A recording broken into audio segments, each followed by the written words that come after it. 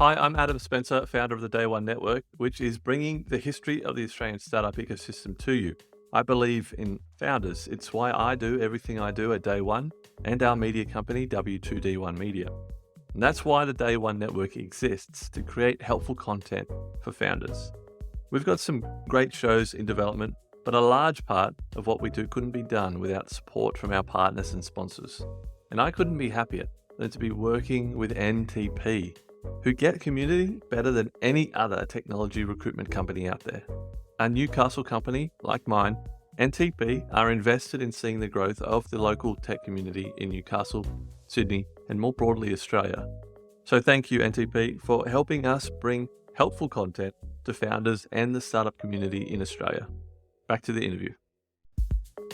Hi, I'm Adam Spencer, founder of the Day One Network, which is bringing the history of the Australian startup ecosystem to you. I believe in founders. It's why I do everything I do at Day One and our media company, W2D1 Media. And that's why the Day One Network exists, to create helpful content for founders. We've got some great shows in development, but a large part of what we do couldn't be done without support from our partners and sponsors. And I couldn't be happier than to be working with NTP, who get community better than any other technology recruitment company out there. A Newcastle company like mine, NTP are invested in seeing the growth of the local tech community in Newcastle, Sydney, and more broadly Australia. So thank you, NTP, for helping us bring helpful content to founders and the startup community in Australia. Back to the interview.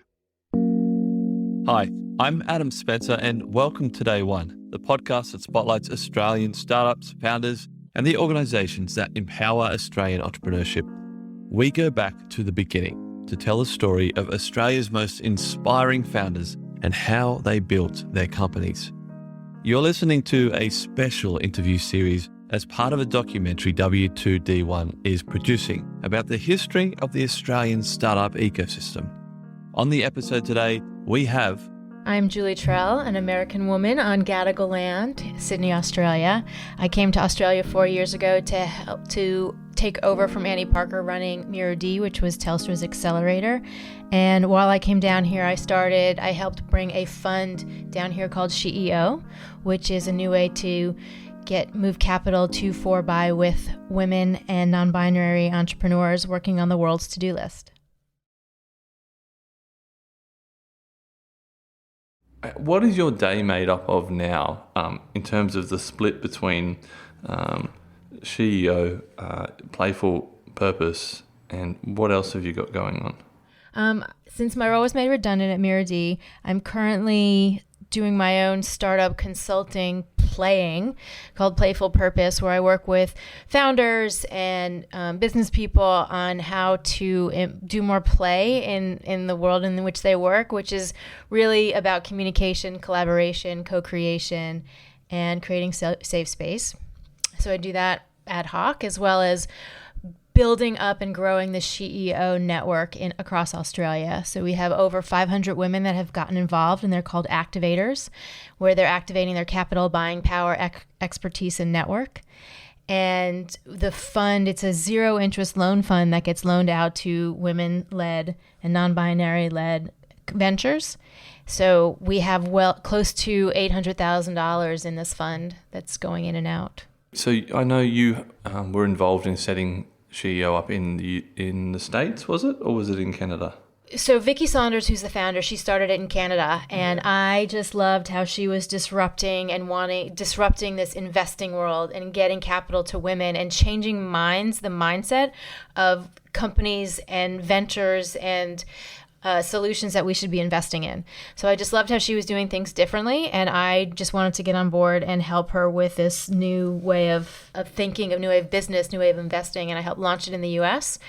And having that experience and then the opportunity to come down to Australia, I said, I'm going to bring it down to Australia. Did you move to Australia with the intention of bringing SheEO here? Or when I got the job offer to work with Muru-D, I said, and I saw my predecessor, what Annie Parker had done launching Code Club, if she was going to be able to do this venture on the side, I wanted to bring this down to Australia. The other reason was New Zealand had already launched SheEO, so I figured let's be collaborative Antipodeans and do this together. When did you first get involved in the Australian startup ecosystem? What year was it? When did you come here? I came down 2017, so the ecosystem was already well on its way.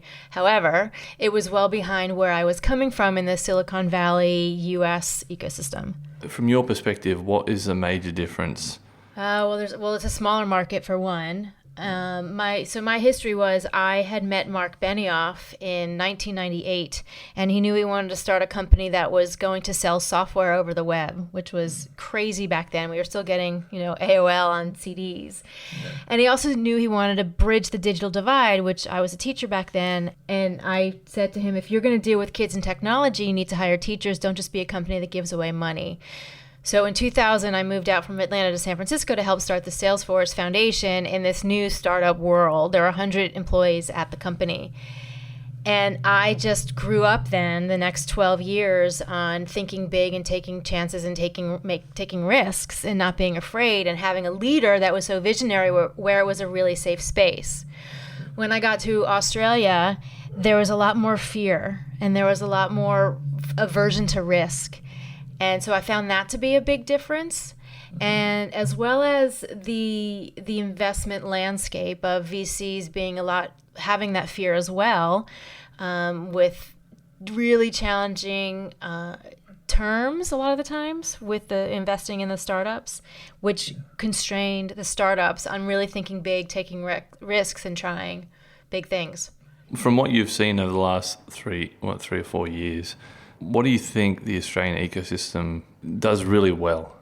I think they're learning and growing and listening to one another. A lot of times when I would take the field trip from Australia to San Francisco, they saw how the ecosystem up there was very collaborative, supportive, willing to introduce a network. And then I found when the founders with the companies that I was with, when they would come back, they were inspired, they took what they learned and they were ready to apply it. So I do think that there is, once they see and experience what is possible, they're willing to take those risks. What do we have to do to get it to 50-50 in terms of, equality in startup land? Okay, so what do we need to do? We need to have more diverse people that are making the investments, that are making the decisions. We need to have it. It's not just women. There's also indigenous. We need to have more inclusive people that are making the decisions, that are writing the checks. And a lot of the work that I'm doing now with Playful Purpose and the concept, what I call the other AI applied improv, is listening to the differences and accepting different gifts and as offerings, as what the solutions to problems that we have, and not continuously doing it the same way we've been doing it. The systems that have been set up are set up by the people who set up those systems. And so we need to take a step back, and it's not a zero-sum game. And organizations like SheEO are helping to move the capital in different ways, in new ways, where it's inclusive, where everyone can make decisions. What drives this passion that you have for making these opportunities available to everybody?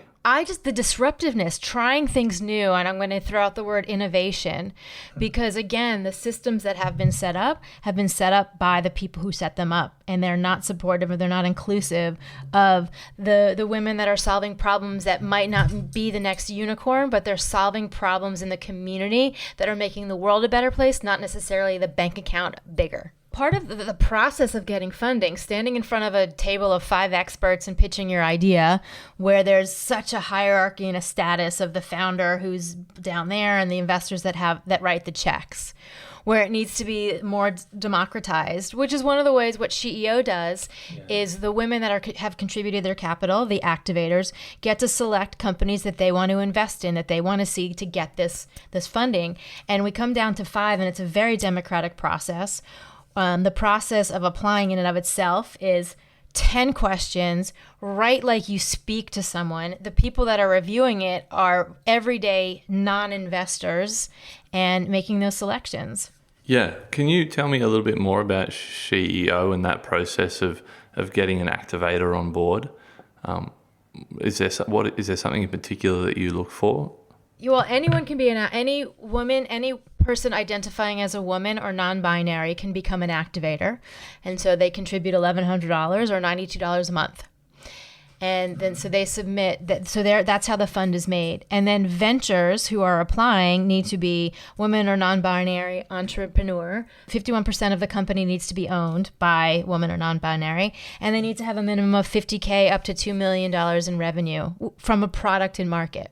The way the process goes, so we have hundreds of women applying, and they fill out these 10 very simple questions. The activators then review the questions and they decide, yep, send this venture to the next round, or no, and they can add feedback to it.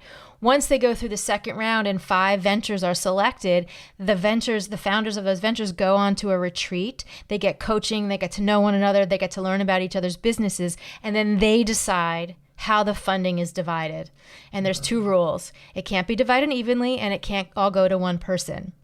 Now remember, it's a 0 interest loan, so you take what you need, and it's over 5 years, 0 interest, and the venture founders really then become exceptionally collaborative and making sure that everyone in that cohort is successful. Does any other model like this exist? No. How was it developed? Because it's so unique. How did someone come up with this?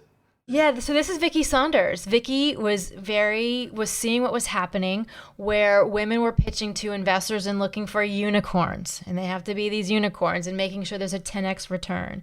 When she felt and she saw these ventures that were solving the world's problems and making a difference in community, where it was both a social impact as well as a financial return on investment. And she wanted to make it so that it was fair. And it's a lot of these practices have to do with indigenous history and culture. Can you take me back to day one in terms of how you got involved with SheEO? I don't think we touched on that yet. I actually met one of the ventures I was in a program called Think. One of the ventures founders says, you can't tell anyone, this is a secret surprise that we just got selected as one of the ventures. And she shared how she was saying it's this new model where we were selected, we get to divide the money, and we're really excited. And oh my God, I have thousands of women that are backing me in not just finances, but in support.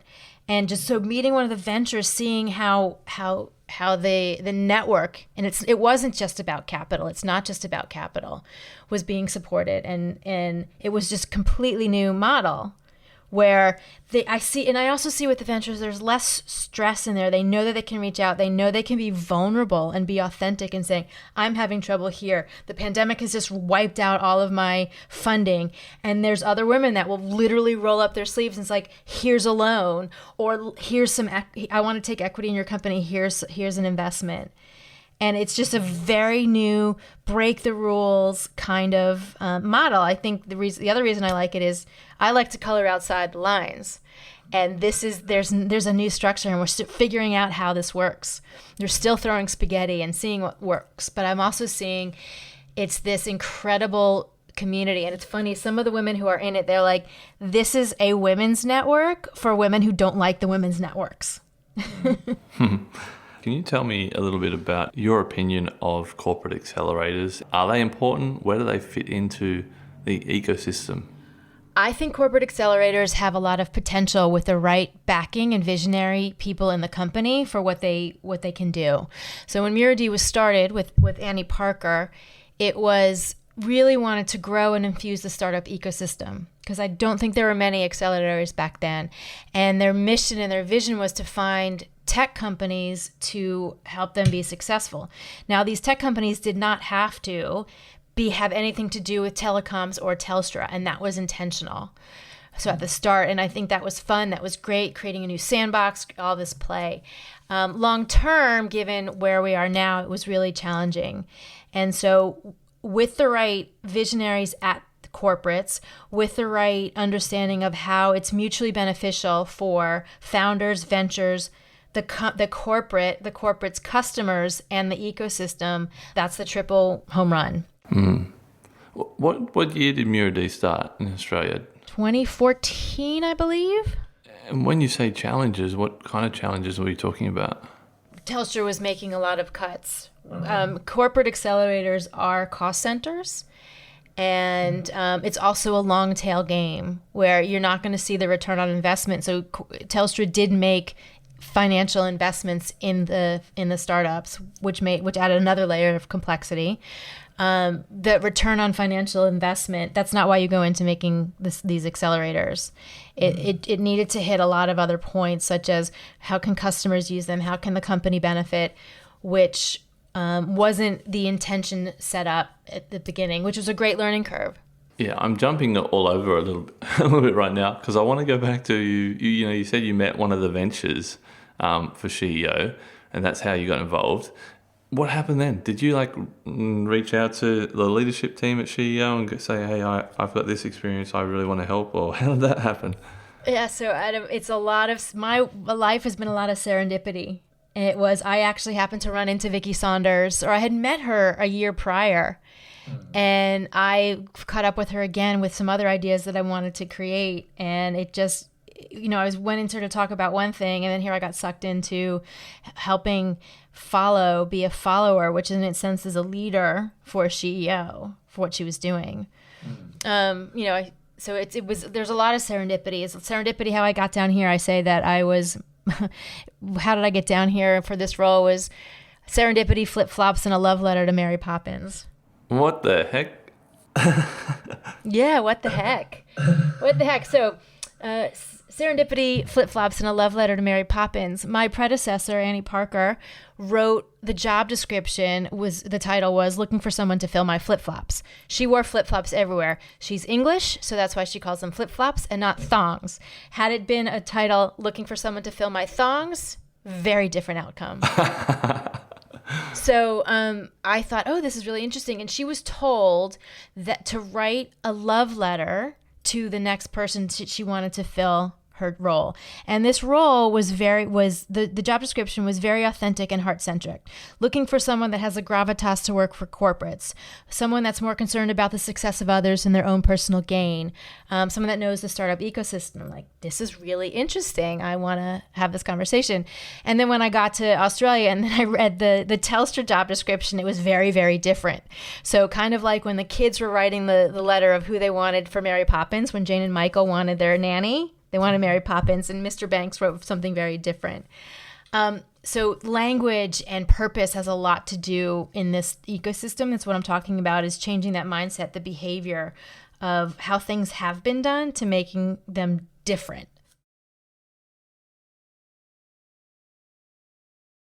This is a question that I ask everybody. If a brand new founder come to you and you could give them one piece of advice that would increase their chances of success, what would you tell them? Well, without hearing what the problem is or the challenge is or what they're trying to solve, I would say play more. Exercise your growth mindset. Have fun. Okay, that's a great answer. Is there anything else, anything that I've missed that's important to either the SheEO story, the Playful Purpose story, the Muru-D story, anything that should be included in the series that I haven't asked about? Well, I mean, you mentioned SheEO is really changing the way capital flows and giving women and non-binary entrepreneurs and non-entrepreneurs a chance to change the world and how business is done and who should be funded. So they're focused on the SheEO ventures are all somehow self-defined, focused on the Sustainable Development Goals. We say they're working on the world's to-do list. Yeah, I love that line. We've come a long way over the last 3 years. How do we get to that 50-50 mark? Yeah, I think we need to start letting others step into roles that they might not think they were in. So here's a story also.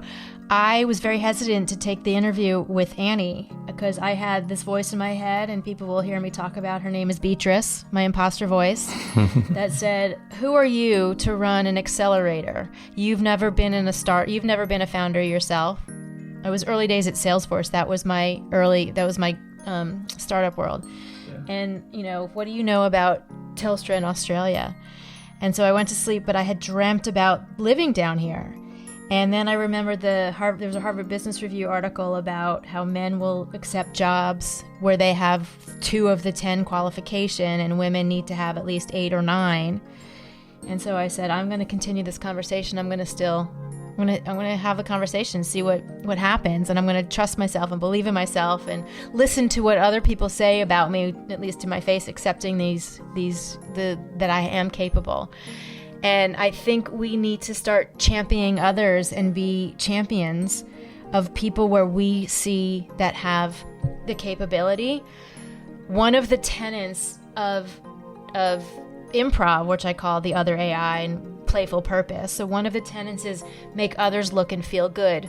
And if we continue to do that and encourage others to take roles that they may not think that they're right for, but we see something in them, let's do it. So making others look and feel good is the next pandemic that I want to start. No vaccine required. Again, another great line. I'm giving you sound bites left and right. Yeah, exactly. That's fantastic.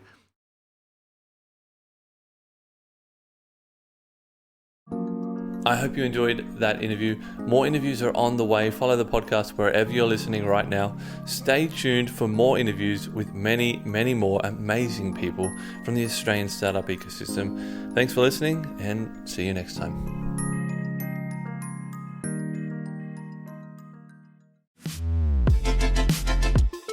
The Startup Retro is a new podcast from the team behind Overnight Success. A weekly show where we help you level up on the Australian startup ecosystem by giving you an insider's view on Aussie startups and venture capital. I'm Will Richards. And I'm Gemma Clancy. At OS, we curate the most important news and announcements across the ecosystem and explain a bit of useful context behind them. The Startup Retro podcast will follow a format familiar to our readers of the weekly newsletter, but offer an opportunity for much more discussion. So, if you want to keep your finger on the pulse of all things happening Aussie startups and venture capital, start your week by listening to the Startup Retro. New episodes every Monday, starting the 1st of July. The Startup Retro is brought to you by Day One, the podcast network for founders, operators, and investors.